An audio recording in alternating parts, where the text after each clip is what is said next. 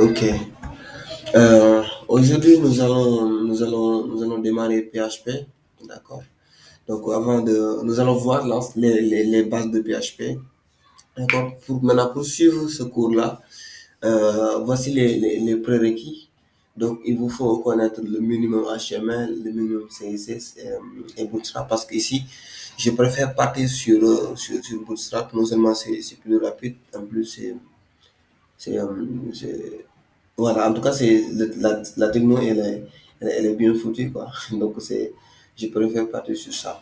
Donc, aussi, il faut avoir PHP installé sur votre machine. Voilà, que ce soit, si vous êtes sur Windows, ça dépend de vous. Vous pouvez installer, en tout cas, la stack qui vous convient le mieux, en tout cas. Si vous êtes sur Mac, vous pouvez installer celui-là, ou Xampp, ou AMP, ça dépend, en tout cas, de vous. Donc,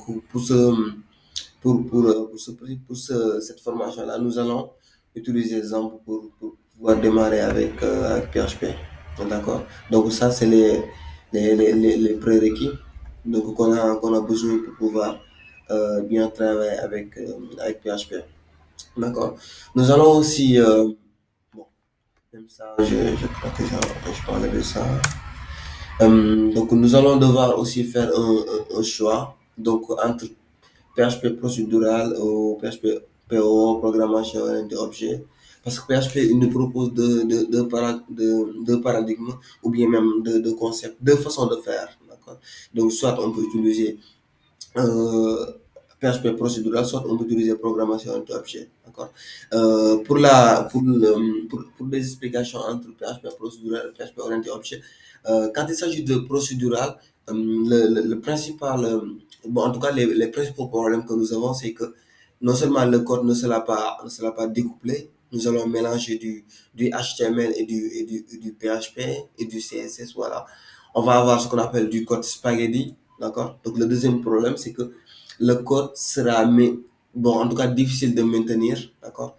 Donc, s'il s'agit d'un gros projet et qu'il y a beaucoup de développeurs qui travaillent dessus, ça risque de poser un tout petit problème parce que tu vas tout mélanger en fait. Donc, raison pour laquelle on parle de spaghetti, ça va être mélangé. Donc, toi, tu peux pas, en quelque sorte, faire la différence entre ta vue, tes modèles et si tes contrôleurs aussi. Donc, ça va être trop compliqué de pouvoir gérer ça, surtout avec le modèle inversé et tout de suite. D'accord? Donc, ça pose des problèmes. Au départ, PHP, on n'avait que ça. D'accord? Et par la suite, ils ont ajouté la programmation en objet. En fait, objet, ça a toujours existé. Par exemple, en Java, on a que programmation en objet. Aussi, en Ruby on Rails, on a que la programmation orientée objet. L'objet, quand on parle de la programmation orientée objet, en fait, on fait une image de la vie réelle. D'accord? On fait une image de la vie réelle. C'est-à-dire que nous allons avoir des trucs très, très structurés. Par exemple, on peut avoir, pour donner un exemple tout simplement, on peut avoir une classe personne, d'accord? Et on dit que là, on peut avoir plusieurs types de personnes, d'accord? On peut dire, ok, une personne peut avoir disons, un nom, euh, un prénom, disons, un âge, ainsi de suite, d'accord? Et nous, à partir de ce modèle-là, à partir de cette classe-là, nous, on peut créer plusieurs personnes, d'accord? Donc ça, c'est beaucoup plus parlant. C'est-à-dire que nous avons notre modèle et à partir de ce modèle-là, nous, on peut créer plusieurs objets. Par exemple, j'anticipe un tout petit peu. Par exemple, si vous avez, quand vous construisez votre maison, vous avez un plan, d'accord? On vous donne un plan et, à partir de ce plan-là, nous, on peut construire plusieurs maisons. D'accord? À partir de ce plan-là, on peut construire plusieurs maisons. On peut avoir une maison verte, une maison jaune, une maison, ainsi de suite. D'accord? Et nous, on est parti tout simplement sur un plan et construire plusieurs choses. Et ça, c'est une image de la vie qu'on donne à la programmation d'objets. C'est-à-dire que quand on fait quelque chose et que toi, tu viens sur le code, automatiquement, tu vas comprendre. Donc, l'autre avantage de la programmation d'objets, c'est que nous allons avoir un code un peu découplé et ça s'adapte en fonction des astuces de logiciel que tu utilises. Bon, je vais revenir sur l'astuce de logiciel après. Que tu utilises MVC, modèle MVC, que tu utilises Clean Architecture, whatever, en tout cas. Le modèle que tu veux, ça va s'adapter. Donc, ça te permet d'avoir un code découplé. Tu vas avoir de base ton contrôleur qui envoie tes données voilà, à la vue. Et bon, en tout cas, ton contrôleur, lui, il va récupérer les données à partir de vos modèles et il va envoyer ça au niveau de ta vue, quoi, tu vois. Donc, ça sera un truc très structuré et que plusieurs gens, ou bien plusieurs développeurs peuvent travailler sur le même projet et que nous, on peut dans le temps maintenir le projet sans pour autant avoir des difficultés de compréhension ou de maintenabilité, et ainsi de suite. D'accord? Donc, l'avantage, pour résumer, à la programmation, c'est d'avoir la maintenabilité, d'accord? Bon, la maintenabilité, je ne sais pas, je n'arrive pas à prononcer le mot, voilà, mais vous l'aurez compris quand même. En plus, on va avoir un code découplé, on va avoir un code bien parlant. Quand on lit exactement la classe ou le code, on va comprendre ce que ça veut dire, d'accord? En plus, on va plutôt appliquer donc les méthodes, bon, en tout cas les bonnes pratiques, par exemple, solides, les principes solides et ainsi de suite. Donc nous allons apprendre beaucoup de choses.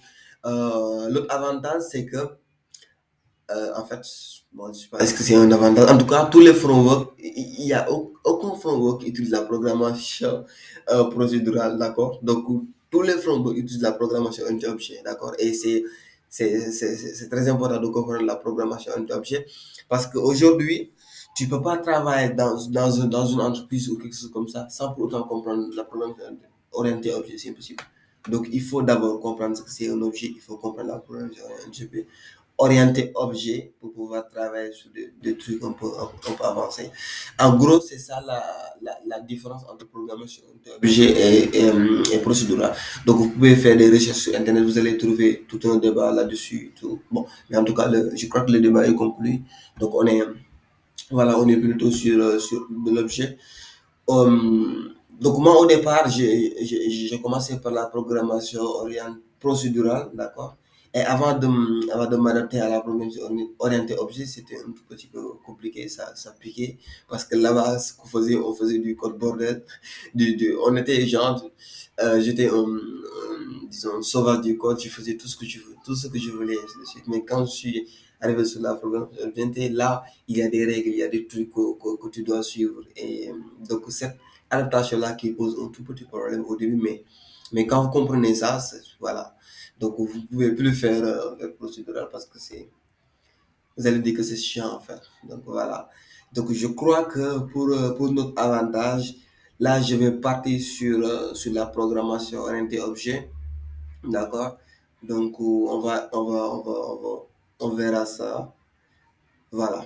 Donc, je crois que le choix est fait. On va partir sur la programmation orientée objet. D'accord? Mais néanmoins, je vais un tout petit peu introduire la programmation procédurale, vous montrer comment ça fonctionne dessus.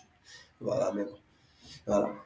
Euh, En gros, c'est ça. Donc, on va faire un petit commentaire sur ce que nous allons faire sur PHP. Donc, je vais me baser sur ce cours fait par 3W School. Donc, je trouve ça parfait. En tout cas, ils ont bien expliqué les concepts.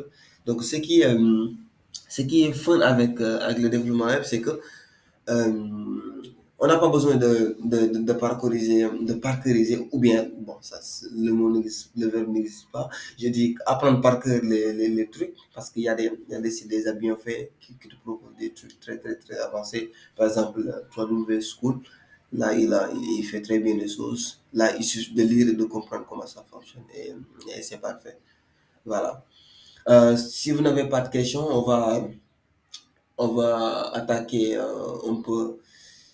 Je vais faire un petit, voilà, un commentaire sur ça et on va passer plutôt à la pratique.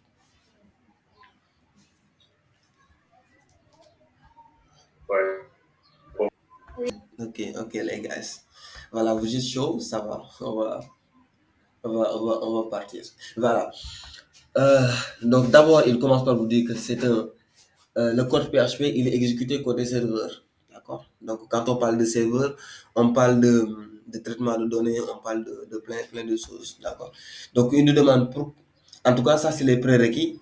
Donc, ce que vous devez connaître avant d'entamer ça, comme je l'ai dit. Bon, en tout cas, JavaScript, c'est pas, vous n'êtes pas obligé de comprendre JavaScript pour pouvoir travailler avec PHP. Mais en tout cas, HTML et CSS, ça, c'est obligatoire pour mieux travailler avec PHP. Bon, enfin, c'est Bon, pas obligatoire, mais en tout cas, c'est très bien de comprendre ça avant de continuer ce cours-là. Donc, si vous n'avez pas encore eu les trucs de HTML ou de CSS, on a fait des vidéos sur Tech Club. Donc, sur la chaîne YouTube, vous allez voir donc plein de cours sur ça. Ok, donc c'est quoi PHP? D'abord, c'est l'acronyme PHP Hypertext Preprocessor. D'accord, ça c'est l'acronyme.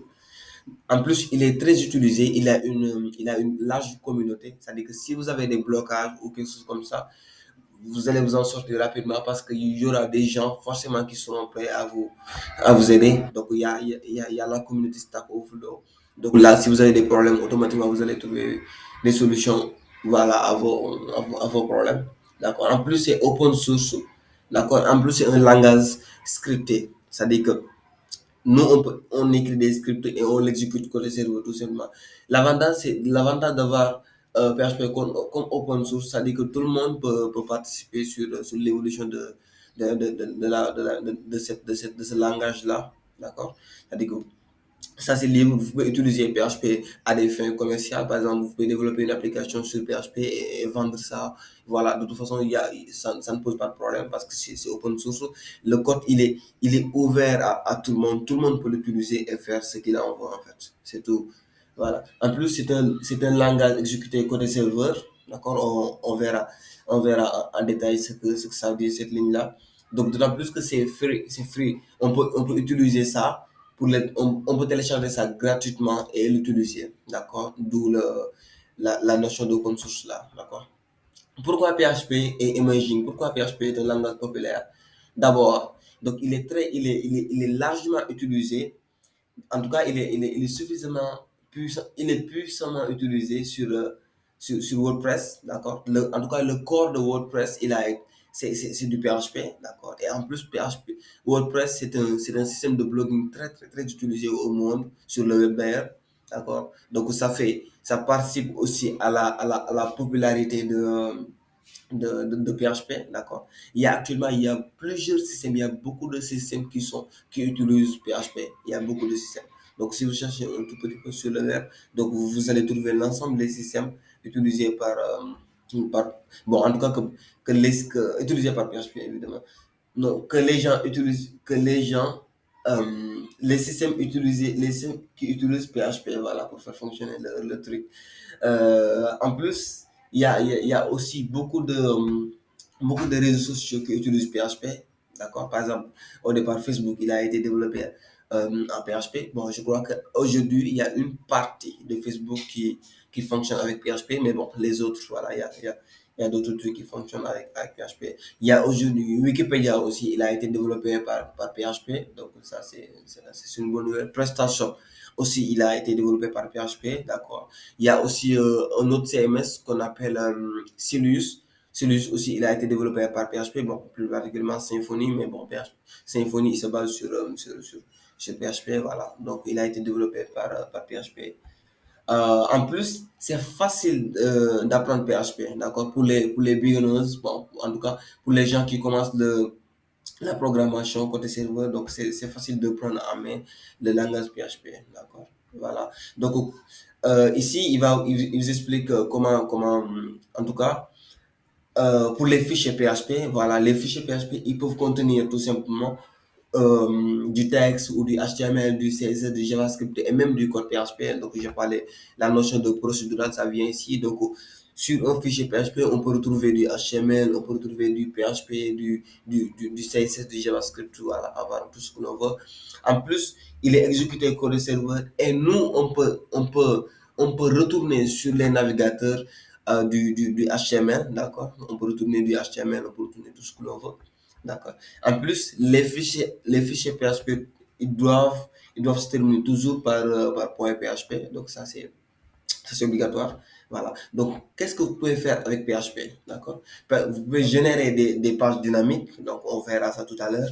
On peut avoir aussi des opérations sur les fichiers côté serveur. C'est-à-dire que nous, à partir de PHP, on peut créer on peut créer, ouvrir, lire, écrire, supprimer des fichiers. D'accord. Donc, on peut même créer des fichiers sur côté serveur. Donc, là, Ça, c'est la magie de PHP. Donc, on verra ça dans la partie avancée. Donc, on peut aussi collecter des données à partir d'un formulaire HTML. Donc, vous allez créer votre formulaire et automatiquement, nous, on peut récupérer et traiter les données qui sont renseignées au niveau de ce formulaire-là. D'accord? Donc, on peut envoyer aussi recevoir des cookies. Ça, on le verra lorsqu'on fera. Donc, les cookies, par exemple, là, c'est pour les publicités. Ça nous permet d'envoyer donc, des informations sur le côté navigateur, bon, en tout cas, l'appareil des clients. Voilà. Donc, là aussi, on peut gérer ça avec des cookies. On reviendra sur la notion de cookie. Ok, donc on peut aussi faire des opérations comme add, comme bon, ajouter, supprimer ou modifier des données voilà, au niveau de la base de données. Par exemple, si vous enregistrez quelque chose, donc nous on peut, par exemple, je donne un exemple, article, on peut enregistrer des articles sur une base de données, on peut supprimer un article, on peut ajouter un article, on peut éditer un article, on peut faire tout ce que l'on veut sur cet article-là au niveau de la base de données et ça va le persister. C'est-à-dire que ça va l'enregistrer au niveau de la base de données. En plus, PHP, ça va nous permettre de contrôler l'accès aux utilisateurs. C'est-à-dire que nous, on peut développer une application et dire, OK, donc cette partie-là, elle est réservée donc aux administrateurs, c'est-à-dire que les gens ou bien les utilisateurs qui ont comme rôle administrateur. Donc on peut réserver cette partie-là aux éditeurs. Par exemple, les gens ou bien les utilisateurs qui ont comme rôle rédacteur. Donc, on peut contrôler ça avec PHP. Donc, on peut encrypter aussi les données avec PHP aussi. Ça c'est ça, c'est très intéressant. Avec PHP aussi, ça ne suffit pas on va tout simplement output, on va tout simplement sortir du HTML. On peut aussi sortir des images, on peut sortir des fichiers, des PDF files, on peut même sortir aussi des films ou bien des vidéos sur le truc. D'accord? Donc, on peut aussi sortir du XHTML, on peut sortir aussi du XML. Donc, si vous avez fait un peu de Java, un peu de Spring Boot, là, vous allez voir que XML, XML, c'est très utilisé. D'ailleurs, on va même l'utiliser sur PHP. Donc, en tout cas, on a le choix entre XML et YAML. Bon, ça, c'est après. Donc, on verra ça après. Pourquoi PHP? D'abord, donc il est run, il est exécuté sur plusieurs plateformes. Donc, si vous êtes sur Windows, Linux ou Unix ou MacOS, etc., peu importe votre système d'exploitation, on peut, on peut exécuter du PHP. Donc, ça, c'est un avantage. Euh, L'autre avantage, c'est qu'il est compatible presque avec tous les serveurs utilisés aujourd'hui, par exemple, tels que Apache ou Nginx ou IIS. Voilà, donc, en tout cas, il est compatible avec plusieurs serveurs. D'accord? Donc, on verra. Donc, pour notre cas, nous, on va utiliser Apache. Voilà, donc, quelqu'un d'autre peut choisir d'utiliser Nginx ou un autre serveur. En tout cas, il n'y a pas de souci. Donc, il est aussi supporté par plusieurs bases de données. Par exemple, on peut utiliser MySQL, on peut utiliser MongoDB, on peut utiliser PostgreSQL, on peut utiliser SQLite. Voilà, on peut utiliser plusieurs bases de données pour pouvoir travailler avec PHP. Donc, ça, c'est aussi un avantage de PHP. Donc, aussi, il est free. Voilà, vous pouvez le télécharger facilement sur le site officiel de PHP. Il n'y a pas de souci. Il est facile. Voilà. Donc, il est facile.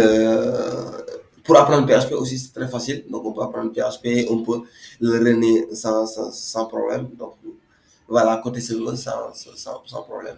Bon, en tout cas, PHP 7, ici, donc ça, c'est les nouveautés de PHP 7, d'accord.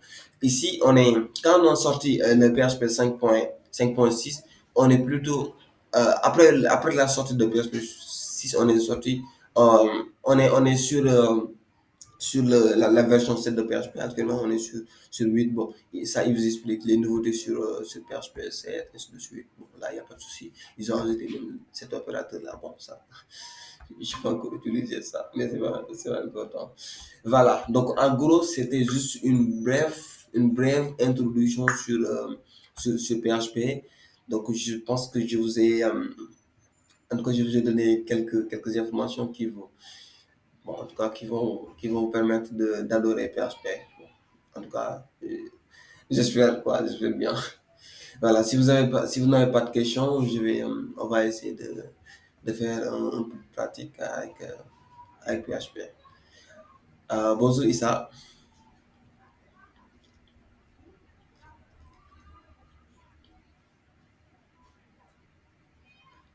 des questions? Ou bien ça va pour tout le monde?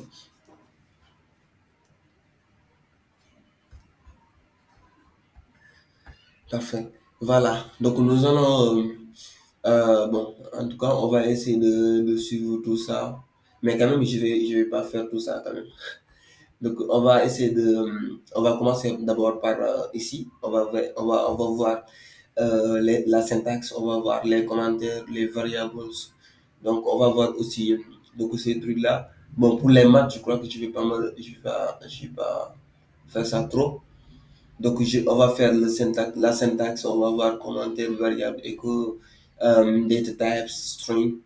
On va voir aussi les opérateurs, les structures conditionnelles, les switch cases, les loops, c'est-à-dire les boucles, les structures répétitives, les functions, array aussi, les super globals. Bon, ça on verra. Les regex, bon, il est détesté par beaucoup de gens, mais on verra ça. Ça aussi, je vais sauter ça. Ça aussi, je crois que je vais sauter ça. Euh, voilà, donc dès qu'on termine les bases, on attaque la programmation orientée objet. Donc, au niveau de la programmation, dès qu'on termine la programmation orientée objet, on va venir sur, on va traiter les formulaires et ainsi de suite avec la programmation orientée objet. C'est plus intéressant. On verra aussi MySQL, comment utiliser MySQL, donc se connecter à une base de données, donc faire des opérations sur la base de données. Bon, peut-être qu'on on verra avec XML, PHP XML peut-être. Donc, on peut aussi Ajax, on verra peut-être Ajax aussi. Voilà. Donc, en gros, c'est ça. En gros, c'est ça. Donc, on va rapidement démarrer ça. Voilà.